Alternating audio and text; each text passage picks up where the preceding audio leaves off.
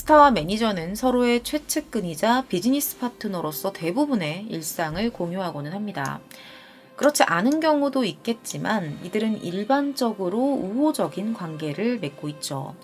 지금과는 다르게 1990년대 초반의 연예계에서 매니저라는 직업은 그렇게 흔하지는 않았습니다.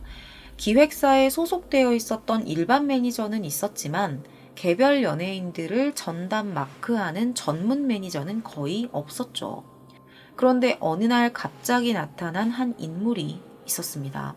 이 사람으로 인해서 연예계 매니지먼트의 새로운 세상이 열리게 되는데요. 미다스의 손이라 불리던 거물급 매니저, 바로 배병수입니다. 그는 원래 유명한 학원 강사였어요.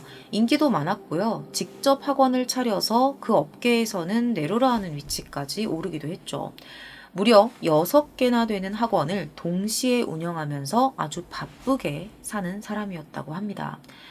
그러던 1980년 후반에 가수 김 씨를 군 동기로 만나게 되면서 그는 연예계로 입성하게 돼요. 김 씨를 도와서 매니저 업무를 보다가 새로운 길을 걷게 된 거죠. 이 사람은 평소에도 발로 직접 뛰면서 사람을 만나고 설득하거나 협상하는 일들에 재능을 보였다고 해요. 추진력도 매우 강했습니다. 업무에 대한 적극성도 대단했죠. 결국 배 씨는 연예계에서 상당히 단단한 입지를 쌓아 올린 사업가이자 매니저로 유명세를 떨치게 됩니다. 실제로 배 씨는 고 최진실, 엄정화, 허준호, 독고영재 등 많은 연예인들을 스타덤에 올린 장본인으로 알려져 있어요.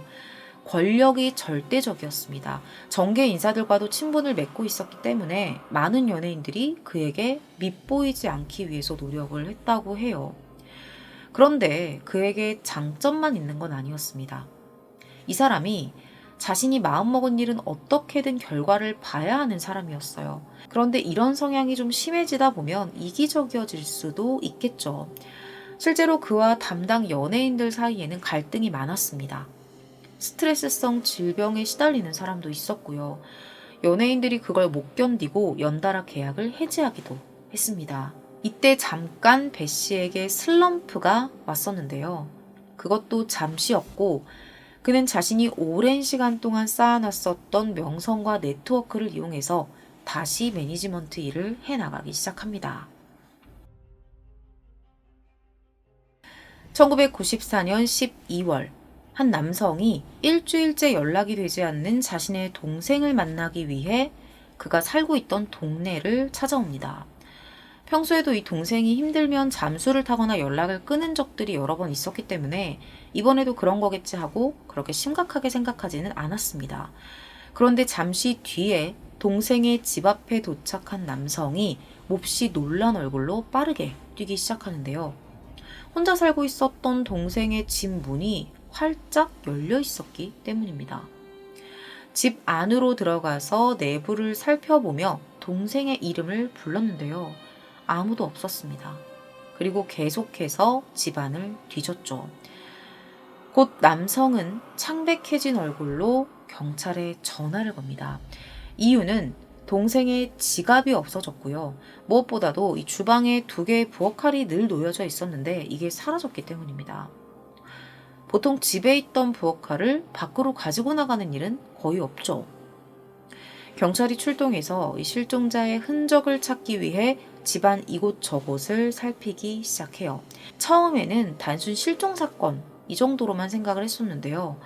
집안에서 혈흔이 발견되면서 강력범죄 수사로 전환됩니다. 한순간에 사라진 남성의 이름은 배병수.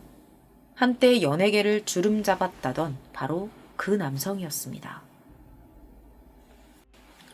자, 지갑이 사라졌으니 카드를 이용한 흔적을 추적해 볼 수가 있겠죠.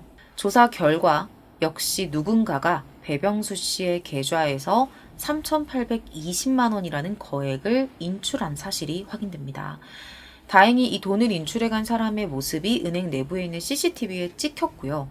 은행 직원 역시 그의 인상착의를 기억하고 있었어요. 그런데 불행하게도 현금 인출기 앞에 서 있던 사람이 배병수 씨가 아니었습니다. 경찰은 이 기록과 증언을 바탕으로 돈을 인출한 남성의 신원을 추적하기 시작해요. 그리고 그 남성이 몇 달 전에 이 배병수 씨의 회사에서 해고된 전용철이라는 사실을 알게 됩니다. 경찰은 그를 배병수 씨 실종 사건의 유력한 용의자로 지목하고 조사를 시작해요. 그리고 여기서 어떤 정황을 포착하냐면요. 이 전 씨가 얼마 전에 되게 비싼 고급 승용차를 구입했다는 걸 알게 돼요. 사실 이 전 씨가 거액의 빚을 지고 있었거든요. 그런데 고급 승용차를 불과 얼마 전에 구입했다는 겁니다. 12월 23일 오후에 전 씨의 흔적을 쫓다가 충북 음성에서 잠복을 하던 경찰이 전 씨가 구입한 그 차량을 발견합니다. 검문을 핑계로 신분증을 요구했는데요. 전 씨가 차량을 돌려서 도주하기 시작해요. 계속해서 추격전이 벌어지다가 진천에 있는 한 아파트에서 전 씨의 차량이 발견됩니다. 용의자는 이미 차를 버리고 도주한 상태였고요. 하지만 다행스럽게도 당일 오후에 전 씨가 경찰에 전화를 걸어서 자수하겠다는 의사를 밝힙니다. 결국 그는 차량을 세워두었던 그 주차장에서 검거가 됐죠. 그런데 여기서 더 놀라운 사실은 전 씨에게 공범이 존재했다는 겁니다. 이들은 실종자와 무슨 관계였을까요? 그리고 배병수 씨는 어떻게 된 걸까요?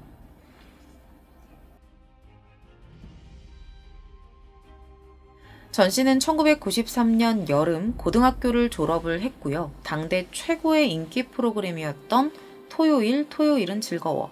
여러분들이 흔히 토토즐로 알고 계시는 이 프로그램의 스텝으로 일하게 됩니다. 바로 여기서 배병수 씨를 알게 되죠. 이것저것 잡일을 도와주다가 매니저로 채용이 됐는데 이 배 씨가 전 씨의 왜소한 체격 그리고 곱상한 얼굴, 성격이 조금 조용했다고 해요. 그러다 보니까 이런 것들을 고려해서 여자 연예인의 매니저로 적격이라고 판단을 합니다. 그래서 그를 고 최진실의 로드 매니저로 배정을 했어요. 그런데 일을 시작한 지 채 1년도 되지 않아서 이들 사이에 갈등이 발생하게 됩니다. 전 씨를 채용한 후로부터 발생한 어떤 변화 때문이었는데요. 바로 사무실의 비품이나 소속 연예인들이 가지고 있던 현금, 카드 등의 금품이 굉장히 자주 없어지는 것이었습니다. 여기서 배 씨가 전 씨를 바로 의심을 해요. 그리고 같은 일이 계속해서 반복이 되자 그를 심하게 야단칩니다.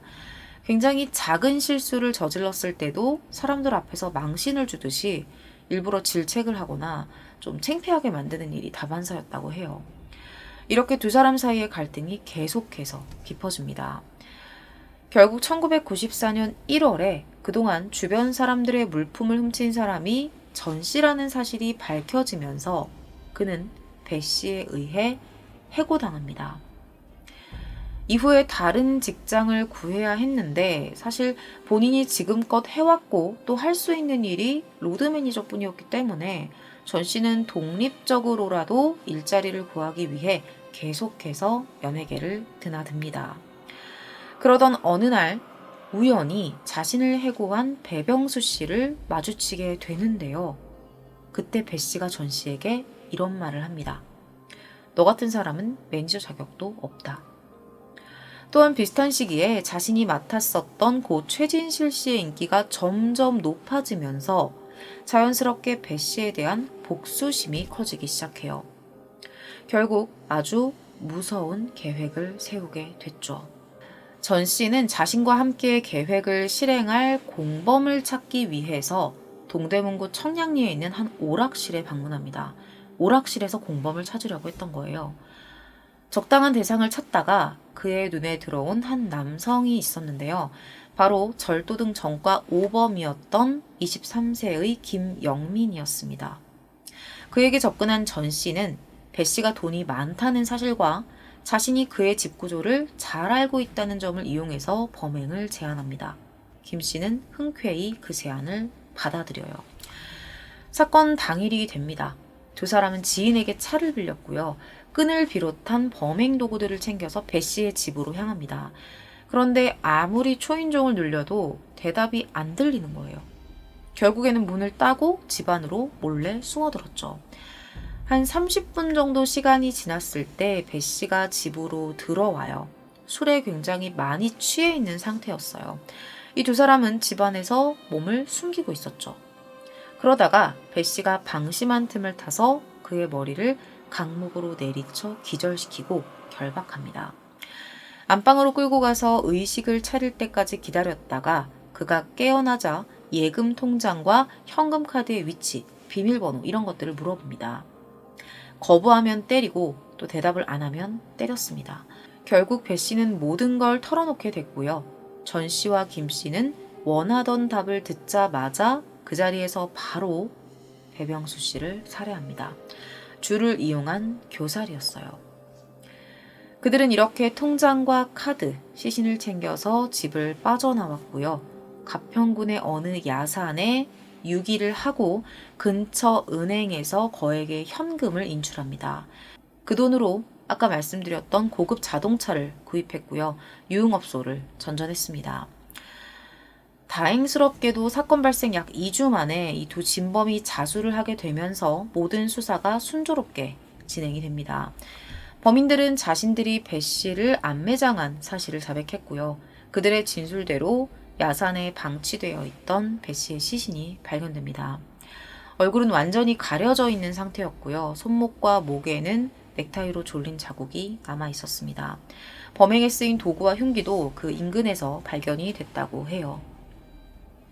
사건의 진범인 두 사람의 죄를 심의하기 위한 재판이 개시됩니다. 각각 무기징역을 선고받아요.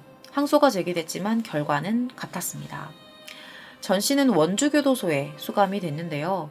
모범수로 복역을 하던 중에 형량이 감소되어서 2018년에 출소했습니다. 공범이었던 김영민은 현재 부산교도소에서 수감 중입니다. 실제로 범행을 계획하고 제안을 했던 사람보다 동조한 사람의 형기가 더 길어진 셈이죠.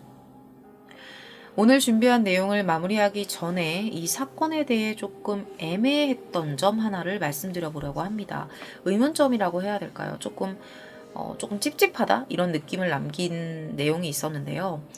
이 수감된 전 씨의 입에서 이상한 말이 나왔었던 거예요. 자신의 뒤에 이 사건에 배우자가 있었다는 주장이었습니다. 그런데 막상 경찰이 그 존재가 누구냐고 물어보니까 대답은 안 합니다. 마치 무언가를 지키기라도 하듯이 말이죠.